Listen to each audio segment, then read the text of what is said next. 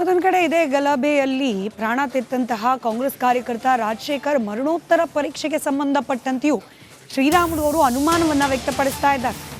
ರಾಜಶೇಖರ್ ಮರಣೋತ್ತರ ಪರೀಕ್ಷೆಯನ್ನು ಎರಡೆರಡು ಬಾರಿ ನಡೆಸಲಾಯಿತು. ಒಂದು ಬಾರಿ ದೇಹದಿಂದ ಗುಂಡನ್ನು ಹೊರಗೆ ತೆಗೆಯದೆ ಪ್ರಕರಣವನ್ನು ಮುಚ್ಚಾಕೋ ಪ್ರಯತ್ನ ಮಾಡಲಾಗಿತ್ತು ಅನ್ನೋ ಗಂಭೀರ ಆರೋಪವನ್ನು ಮಾಡ್ತಿದ್ದಾರೆ ಶ್ರೀರಾಮುಲು. ಮರಣೋತ್ತರ ಪರೀಕ್ಷೆ ಸರಿಯಾಗಿ ನಡೆಸದೇನೆ ಅಂತ್ಯ ಸಂಸ್ಕಾರಕ್ಕೆ ಪ್ಲಾನ್ ಮಾಡಲಾಗಿತ್ತು. ಭರತ್ ರೆಡ್ಡಿ ಅವರ ತಂದೆಯಿಂದ ಪ್ರಕರಣ ಮುಚ್ಚಾಕೋ ಪ್ರಯತ್ನ ನಡೆದಿತ್ತು. ಆದರೆ ಪ್ರಕರಣ ರಾಜಕೀಯ ತಿರುವು ಪಡೆದ ಬೆನ್ನಲ್ಲೇ ಮರುಪರೀಕ್ಷೆಯನ್ನು ನಡೆಸಲಾಗಿದೆ. 2 ಬಾರಿ ಮರಣೋತ್ತರ ಪರೀಕ್ಷೆ ನಡೆಸಿದ್ದಾರೆ ಅಂತ ಹೇಳಿ ಶ್ರೀರಾಮುಲು ಗಂಭೀರ ಆರೋಪ ಮಾಡಿದ್ದಾರೆ. ರಾಜಶೇಖರ್ ಅನ್ನೋಂಥ ಹುಡುಗ ಏನು ಪೋಸ್ಟ್ ಮಾರ್ಟಮ್ ಆಗುತ್ತೇನೋ, ಪೋಸ್ಟ್ ಮಾರ್ಟಮ್ ಒಂದೇ ಸಾರಿ ಮಾಡಲಿಲ್ಲ. ಪೋಸ್ಟ್ ಮಾರ್ಟಮನ್ನು 3-4 ಬಾರಿ ಪೋಸ್ಟ್ ಮಾರ್ಟಮ್ ಮಾಡಿದಾರ. ಒಂದು ಬಾರಿ ಪೋಸ್ಟ್ ಮಾರ್ಟಮ್ ಮಾಡೋಂಥ ಟೈಮಲ್ಲಿ ಅವರು ಏನೋ ಒಂದು ಕಡೆ ಷಡ್ಯಂತ್ರವನ್ನು ಮಾಡಿ ಅದ್ರ ಹಂಗೆ ಮುಚ್ಚಾಕ್ಬೇಕನ್ನಂಥ ಪ್ರಯತ್ನ ಕೂಡ ಮಾಡಿದಾರ. ಆ ಗುಂಡು ತೆಗಿಲಾರ್ದಂತೆ ಆ ಗುಂಡಿದ್ರೆಗಿನ ಅಕಸ್ಮಿತವಾಗಿ ಅವ್ರ ಮೇಲೆ ಹಾಕಬಹುದನ್ನಂಥ ಪ್ರಯತ್ನ ಕೂಡ ಮಾಡಿದಾರ. ಅವ್ರೇನು ಮಾಡಿದಾರ, ಫಸ್ಟ್ ಟೈಮ್ ಪೋಸ್ಟ್ ಮಾರ್ಟಮ್ ಮಾಡಿದಂಥ ಟೈಮಲ್ಲಿ ಆ ಗುಂಡು ಸಿಕ್ಕಿಲ್ಲ. ಆ ಗುಂಡು ಸಿಗಲಾರ್ದಂಥ ಟೈಮಲ್ಲಿ ಅವ್ರದ್ರ ಹಂಗೆ ಹೋಗಿ ಅಂತ್ಯ ಸಂಸ್ಕಾರ ದಾನ ಸಂಸ್ಕಾರ ಮಾಡ್ಬೇಕನ್ನಂಥ ಪ್ರಯತ್ನ ಮಾಡಿದಾರ. ಭಾಳ ಫೋರ್ಸಾಗಿ ಉಪಯೋಗ ಮಾಡಿದಾರ. ಆದರೆ ಅವ್ರ ಫೋರ್ಸ್ ಏನಿದೆನೋ ಇವತ್ತು ಕಾನೂನು ಅದನ್ನು ಒಪ್ಕೊಳಕ್ಕೆ ಸಿದ್ಧ ಇದ್ದಿಲ್ಲ. ಯಾರು ಭಾಳಷ್ಟು ಮಂದಿ ಹಿರಿಯ ನಾಯಕರೆಲ್ಲರೂ ಕೂಡ ಅವ್ರ ಪಾರ್ಟಿಯಲ್ಲಿದ್ದಂಥ ನಾಯಕರು ಕೂಡ ಯಾರು ಒಪ್ಕೊಳಕ್ಕೆ ರೆಡಿ ಇದ್ದಿಲ್ಲ. ಅದನ್ನು ಮುಚ್ಚಾಕಂಥ ಪ್ರಯತ್ನ ಮಾಡಿದಂಥ ಟೈಮಲ್ಲಿ ಇದಂಗೆ ಆಗಲ್ಲ ಅಂದೇಳಿ ಎಲ್ಲ ಹಿರಿಯ ಅಧಿಕಾರಿಗಳು, ದಾವಣಗೆರೆ IG ಸಾಹೇಬರು, ಇಂಟೆಲಿಜೆನ್ಸವರು, ನಮ್ಮ ಹಿತೇಂದ್ರ ಅವರು ಎಲ್ಲರೂ ಕೂಡ ಸಾಕಷ್ಟು ಮಂದಿ ಪೊಲೀಸ್ ಅಧಿಕಾರಿಗಳು ಸೇರ್ಕೊಂಡು ಮತ್ತೆ ಪೋಸ್ಟ್ ಮಾರ್ಟಮ್ ಮಾಡಿಸಿದ್ದಾರೆ. FSL ರಿಪೋರ್ಟ್ಸನ್ನು ಕಳಿಸ್ಕೊಟ್ಟಿದ್ದಾರೆ. ಅಲ್ಲ, 2 ಸರಿ 3 ಬಾರಿ ಕೂಡ ಪೋಸ್ಟ್ ಮಾರ್ಟಮ್ ಮಾಡಿದಾರ. ಮೊದಲನೇ ಬಾರಿ ಪೋಸ್ಟ್ ಮಾರ್ಟಮ್ ಮಾಡಿದಂಥ ಟೈಮಲ್ಲಿ ಆ ಗುಂಡಿದ್ದರೆ ಕೂಡ ಅದನ್ನು ಹಂಗೆ ಮುಚ್ಚಾಕ್ಬೇಕನ್ನಂಥ ಪ್ರಯತ್ನ ಮಾಡಿದಾರ. ಆ ಪ್ರಯತ್ನ ಮಾಡಿದಂಥ ಟೈಮಲ್ಲಿ ಕೂಡ ಅವರು ಎಂಥ ಪರಿಸ್ಥಿತಿಯಲ್ಲೂ ಕೂಡ ಗುಂಡು ಹೊರಗಡೆ ತೆಗಿಬಾರ್ದು. ಅದನ್ನು ಏನಾಗಬೇಕಂದ್ರೆ ಅದನ್ನು ಸಸ್ಪೆನ್ಸಾಗಿ ಉಳಿಬೇಕನ್ನಂಥ ಕಾರಣದಿಂದ ಗುಂಡು ಅದು ತೆಗಿಲಾರ್ದಂತೆ ಮುಚ್ಚಾಕಂಥ ಪ್ರಯತ್ನ. ಮತ್ತಷ್ಟು ಡೀಟೇಲ್ಸ್ನೊಂದಿಗೆ ನಮ್ಮ ಪ್ರತಿನಿಧಿ ಸುರೇಶ್ ಚೌಹಾಣ್ ನೇರ ಸಂಪರ್ಕದಲ್ಲಿದ್ದಾರೆ. ಸುರೇಶ್, 2 ಬಾರಿ ಮರಣೋತ್ತರ ಪರೀಕ್ಷೆಯನ್ನು ನಡೆಸಲಾಯಿತು ಅನ್ನೋ ಗಂಭೀರ ಆರೋಪವನ್ನು ಶ್ರೀರಾಮುಲು ಅವರು ಮಾಡ್ತಿದ್ದಾರೆ. ಜಿಲ್ಲಾಸ್ಪತ್ರೆ ಕಡೆಯಿಂದ ಏನಾದರೂ ಇದ್ರ ಬಗ್ಗೆ ಅಧಿಕೃತವಾಗಿ ಮಾಹಿತಿಗಳು ಲಭ್ಯ ಆಗ್ತಾ ಇದೆಯಾ? ನಿಜವಾ ರಾಜಶೇಖರ್ ದೇಹದಲ್ಲಿ ಗುಂಡನ್ನು ಹೊರ ತೆಗೆಯದೆ ಅವರ ಅಂತ್ಯ ಸಂಸ್ಕಾರ ಮಾಡ್ಲಿಕ್ಕೆ ಮುಂದಕ್ಕೆ ಹೋಗುವ ಸಿದ್ಧತೆಗಳು ನಡೆದಿದ್ದು ನಿಜಾನ?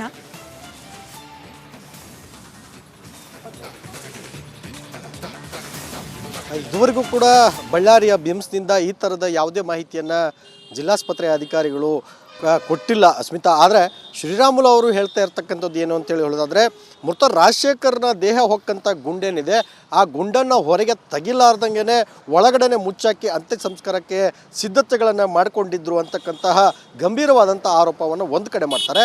ಮತ್ತೊಂದು ಕಡೆ ನಾವು ನೋಡೋದಾದರೆ ಇಲ್ಲಿರ್ತಕ್ಕಂತಹ ದಕ್ಷ ಅಧಿಕಾರಿಗಳಿಂದ ಆ ಒಂದು ಆ ಪ್ರಕರಣಕ್ಕೆ ಮತ್ತಷ್ಟು ಪುಷ್ಟಿ ಬರಲಿ, ಆ ಪ್ರಕರಣ ಗಾಂಭೀರ್ಯವಾಗಿ ಇರಲಿ, ಇದ್ದಂಗೆ ಇರಲಿ ಅಂತಕ್ಕಂತಹ ವಿಚಾರದಿಂದ ಬುಲೆಟನ್ನು ಹೊರಗೆ ತೆಗೆದು ಬಳಿಕ ಅದನ್ನು ಮರಣೋತ್ತರ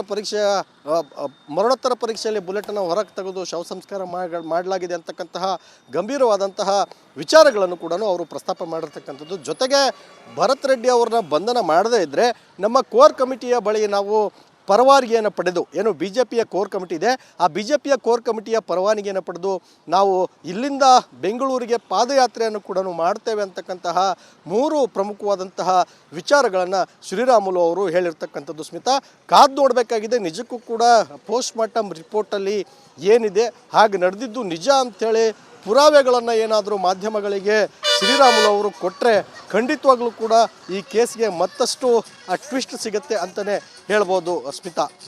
ಇದರ ಜೊತೆಯಲ್ಲೇ ಸುರೇಶ್, ಈಗೇನು ಅರೆಸ್ಟ್ ಮಾಡಲಾಗಿದೆ ಕೆಲ ಗನ್ಮ್ಯಾನ್ಗಳನ್ನು, ಬಹುತೇಕ ಈ ಸತೀಶ್ ರೆಡ್ಡಿ ಅವರ ಗನ್ನಿಂದಲೇ ಬುಲೆಟ್ ಹಾರಿರಬಹುದು ಅನ್ನೋ ರೀತಿಯಲ್ಲಿ ತನಿಖೆ ಸಾಗ್ತಾ ಇದೆ. ಇದರ ನಡುವೆ ಶ್ರೀರಾಮುಲು ಅವರ ಈ ಗಂಭೀರ ಆರೋಪ ಅಂದರೆ ಇಡೀ ಪ್ರಕರಣವನ್ನು ರಾಜಕೀಯವಾಗಿ ಮುಚ್ಚಾಕೋ ಪ್ರಯತ್ನ ನಡೀತಾ ಇತ್ತು ಅನ್ನೋದು ಕಾಂಗ್ರೆಸ್ ಪಕ್ಷಕ್ಕೆ, ಅದರಲ್ಲೂ ವಿಶೇಷವಾಗಿ ಭರತ್ ರೆಡ್ಡಿ ಅವರಿಗೆ ಎಷ್ಟು ಹಿನ್ನಡೆ ಆಗೋ ಸಾಧ್ಯತೆ ಇದೆ? ಶ್ರೀರಾಮುಲು ಅವರ ಆರೋಪ ನಿಜವೇ ಆಗಿದೆ?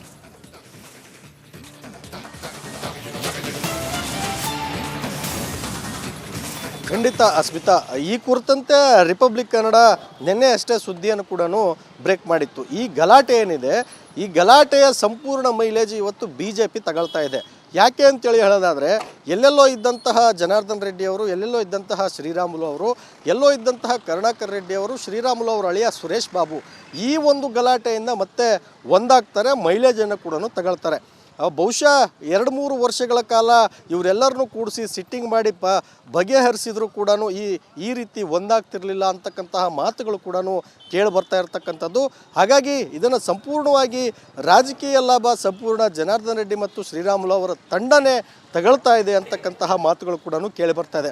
ಎಲ್ಲೋ ಒಂದು ಕಡೆ ಈ ಪ್ರಕರಣ ಕಾಂಗ್ರೆಸ್ನವರಿಗೆ ಡ್ಯಾಮೇಜನ್ನು ಮಾಡ್ತಾ ಇದ್ದರೆ BJPಯವರು ಇದರಿಂದ ಮೈಲೇಜನ್ನು ತಗೊಳ್ಳಿಕ್ಕೆ ಮುಂದಾಗಿರ್ತಕ್ಕಂಥದ್ದು. ಯಾವತ್ತೂ ಕೂಡ ಅಕ್ರಮ ಗಣಿಗಾರಿಕೆ ಕೇಸಲ್ಲಿ ವರ್ಷಾನುಗಟ್ಟಲೆ ಜೈಲಲ್ಲಿದ್ದಂತಹ ಜನಾರ್ದನ್ ರೆಡ್ಡಿ ಅವರನ್ನ ಮಾತಾಡಿಸ್ಲಿಕ್ಕೆ ಹೋಗದೇ ಇರತಕ್ಕಂತಹ ಹರಪನಹಳ್ಳಿಯ ಮಾಜಿ ಶಾಸಕ ಕರುಣಾಕರ್ ರೆಡ್ಡಿ ಅವರು ಬಂದು ಇಲ್ಲಿ ಎಲ್ಲರೂ ಒಟ್ಟಿಗೆ ಇದ್ದು ಆ ಊಟ ಟಿಫಿನನ್ನು ಮಾಡಿ ನಾವು ನಿಮ್ಮ ಜೊತೆಗೆ ಇದ್ದೇವೆ ಅಂತಕ್ಕಂತಹ ಮಾತುಗಳನ್ನು ಜನಾರ್ದನ್ ರೆಡ್ಡಿ ಅವರಿಗೆ ಹೇಳಿರ್ತಕ್ಕಂಥದ್ದು. ನಿಜಕ್ಕೂ ಕೂಡ ಈ ಪ್ರಕರಣದ ಮೈಲೇಜನ್ನು BJP ಜನಾರ್ದನ್ ರೆಡ್ಡಿ ಮತ್ತು ಶ್ರೀರಾಮುಲು ಅವರ ತಂಡ ತಗೊಳ್ತಾ ಇದೆ. ಸ್ಮಿತಾ, ಧನ್ಯವಾದ ಸುರೇಶ್ ಮಾಹಿತಿಗಾಗಿ.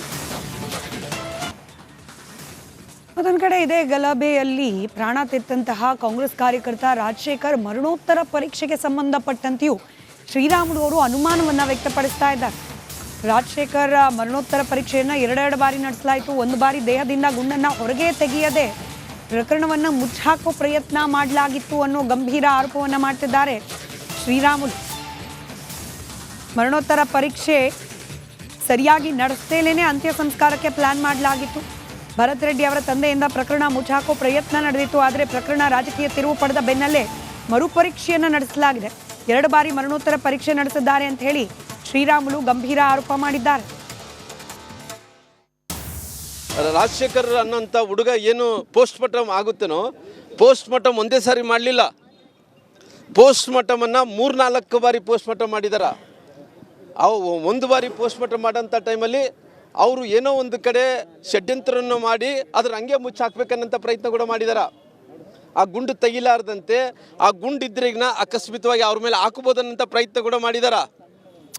ಅವ್ರೇನು ಮಾಡಿದಾರ, ಫಸ್ಟ್ ಟೈಮ್ ಪೋಸ್ಟ್ ಮಾರ್ಟಮ್ ಮಾಡಿದಂಥ ಟೈಮಲ್ಲಿ ಆ ಗುಂಡು ಸಿಕ್ಕಿಲ್ಲ.